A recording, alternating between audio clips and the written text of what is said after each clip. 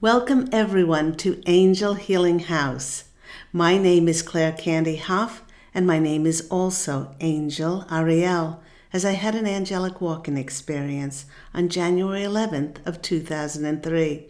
I'd like to welcome back my loyal subscribers. It's wonderful to be in your energies once more, and for those who are finding the Claire Candy Huff YouTube channel for the very first time, let me tell you a little bit about myself. Through my full-time business for almost 20 years, as I began Angel Healing House in 2003, I'm a Reiki Master Teacher, having taught and attuned many hundreds and hundreds of Reiki practitioners and master teachers around the world, either in my Santa Monica office or online. I'm a clairvoyant, a channel, a psychic tarot card reader. I also do past life clearings and ancestral healings.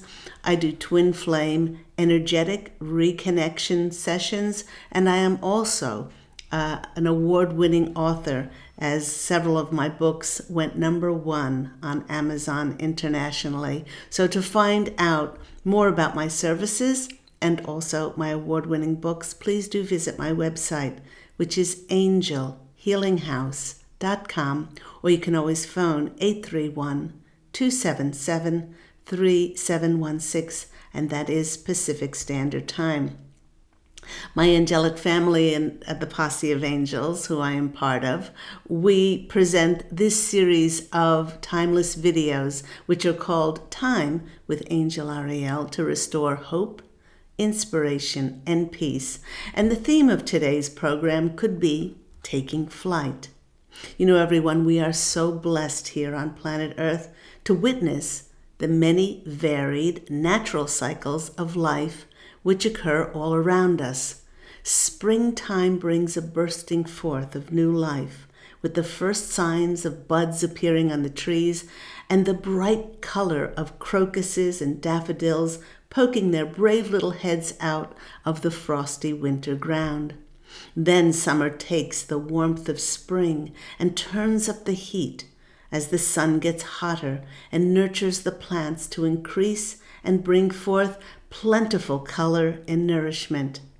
Then we see autumn.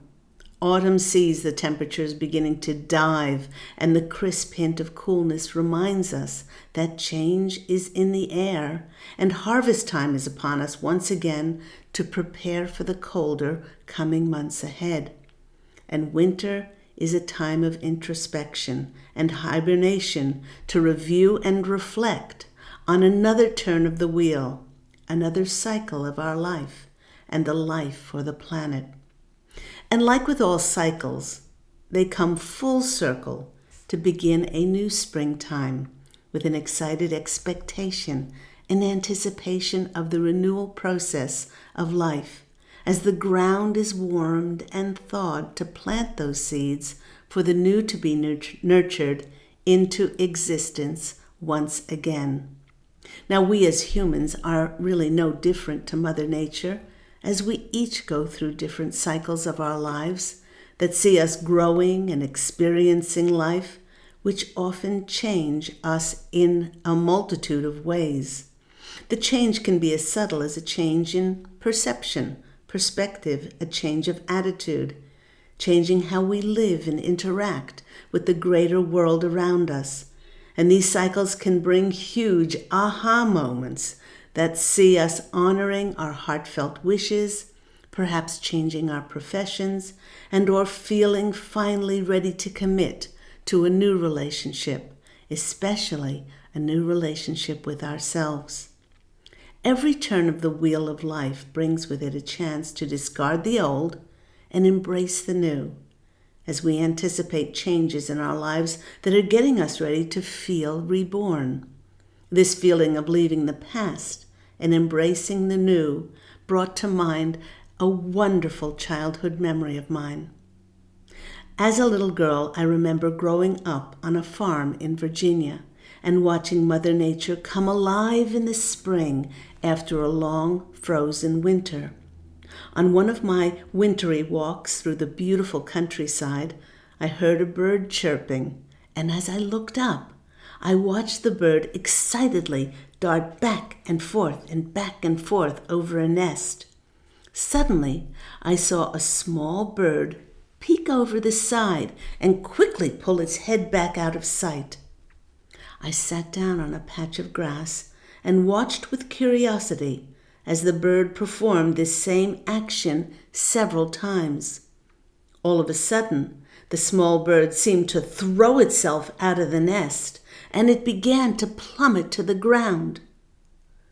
When miraculously, halfway down, this tiny bird instinctively spread his wings and glided to the earth. I sat transfixed at the wonder and the deep, unconscious knowing that little creature had demonstrated. It knew without a shadow of a doubt that it had grown too big for the nest. But the thought of leaving the comfort and the security of his home was absolutely terrifying. With the feeling that it was time for him to leave, along with his parents high-pitched, shrieking at him, he leapt forth. It was only after he had leapt forth from his familiar but restricted nest that he could find his wings, spread them fully, and remember how to fly. This memory made me think about all the things that have outgrown in our lives, that we may still be hanging on to, that are restricting our wings for growth and a renewed sense to fly to new places. The locations, the new jobs or new people, new opportunities that once were a perfect fit for us no longer seem to resonate anymore, as they now seem to have expired past their use-by date. Yes, at one stage they were new and they were fresh for us, but they seem to have grown old for us, and we long now for new adventures. And there are so many in the conscious collective that are feeling not only the same as the baby birds, restricted, but birds in general. Just as birds seem to have an innate courage and an instinct to let go of the branches in order to actually fly, we must also let go of our emotional branches if we are to experience the exhilaration of soaring to our highest potential in life. The branches we hold on to are our innermost attachments. These are our beliefs that may have served us in one time, but may not serve us anymore. How about holding on to bad habits, those that are not beneficial for us? And how about holding on to those memories which keep us stuck?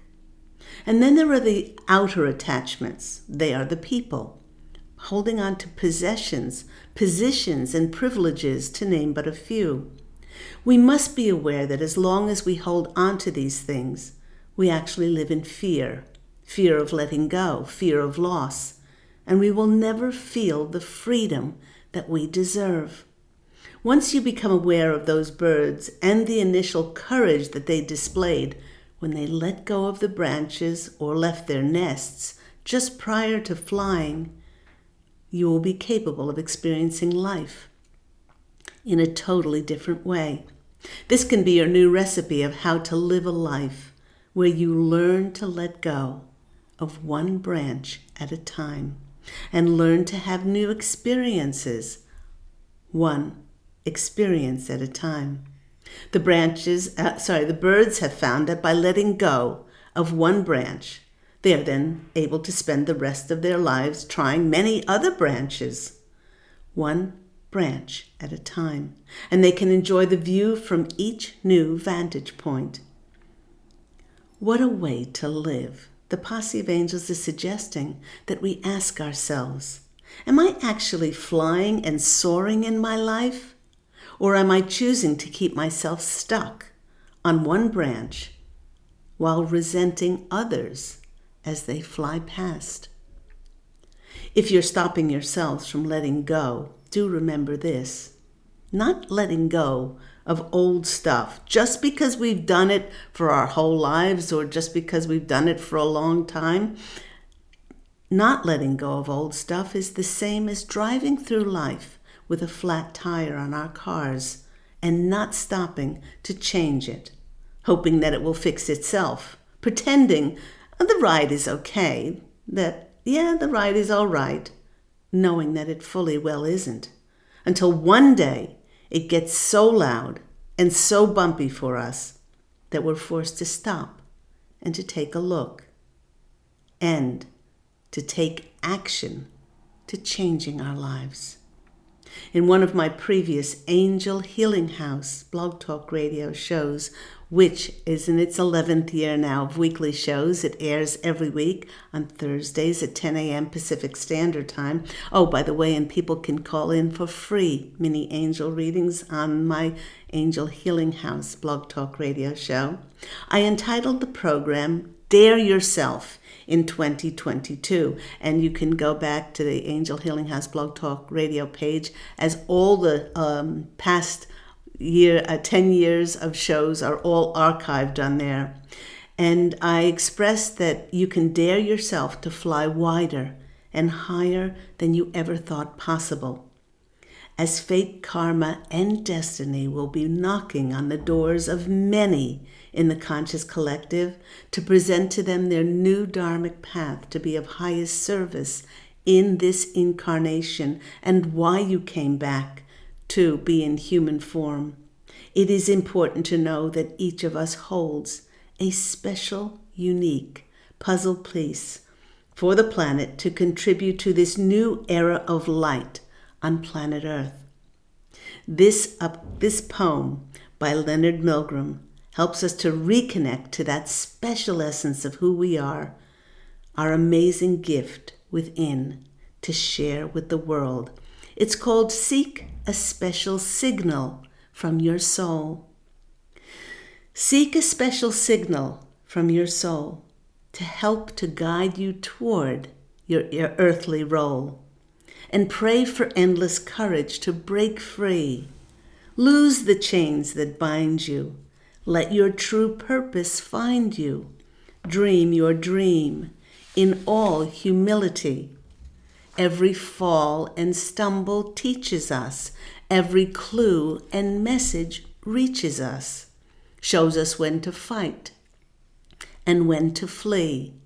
Conventional thought is oftentimes wrong. Learn to sing your own sweet song.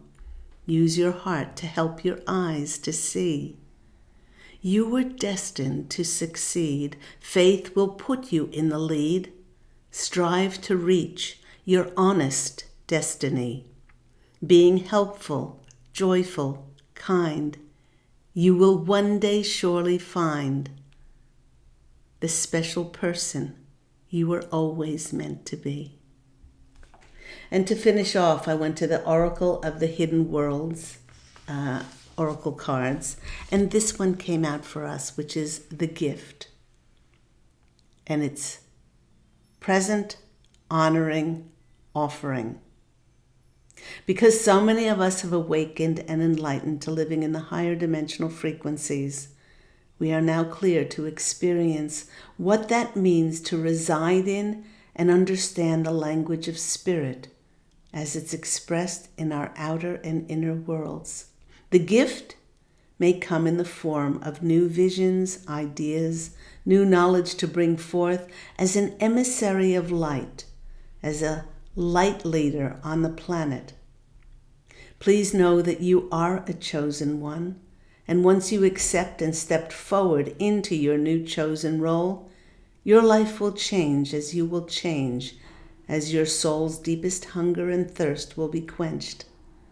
The Posse of Angels is reminding all of us that it's time to receive and accept with an open, faithful heart the gift that is divinely yours.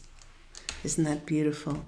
I guess the gift card came out because through all that we've been through over the last 2 years, we have gifted ourselves back to ourselves, and in many ways we have come home to our divine eternal natures of love and forgiveness and compassion, and we know that our greatest strength is in our strength of unity. to finish off today, let's go into our Making Magic cards and see what comes out for us. Oops, that almost flipped, but not quite. Let's make sure they're all going in the right direction. 1, 2, 3. Okay. There we go. So let's ask the posse of angels to flip those cards and see what's some of the... Let's get 3. Let's pick 3 of our Making Magic card, because 3 is the number of magic, miracles, and creation. And it is through the things that we action, things that we action and we create, that creates our realities. And the more conscious of the words we use, the thoughts we use, the actions we take, then the universe takes note of that. The first card is the Philosopher's Stone, powerful manifestations of wishes and goals by harnessing universal energy. I was just speaking about that. So really be conscious of the words you use, because they are chiseling whatever you say into marble. The words you use, the thoughts you think, the feelings in your heart, and the actions you take. Make them of love, make them of light, compassion, forgiveness, unity, all of those things, harmony. And that's what will create your reality. The next card is Heavenly Assistance from your angels and guides, and that is the gift card. Or hidden worlds will become very clear to us now, and we'll be able to see those or perceive those higher beings around, which are going to be helping us in extraordinary ways as we step onto our new paths in 2022. And to help us is that Trinca 555, the number of change. And this one is making money, manifesting money and income. And so many of us will be bringing in our soul tribes to support us materially, monetarily, emotionally, and guiding us and to collaborate and connect together for our endeavors and our projects, our ideas and our visions to gain the greatest amount of light, to be able to bring more light to this new era of light on planet Earth. I hope that's been helpful for each and every one of you. I would love to have you call in on my Angel Healing House Blog Talk Radio show in a few days' time, on Thursdays at 10 a.m. Pacific Standard Time, when the Posse of Angels and I will channel more information on relevant topics, and of course take those calls for free mini angel readings, as we have done for the past 11 years. I want everyone to go out and fashion an absolutely beautiful life for yourself. I'm wishing you love and, as always, angel blessings. And I look so forward to speaking with you again next week. Take care, everyone. Bye.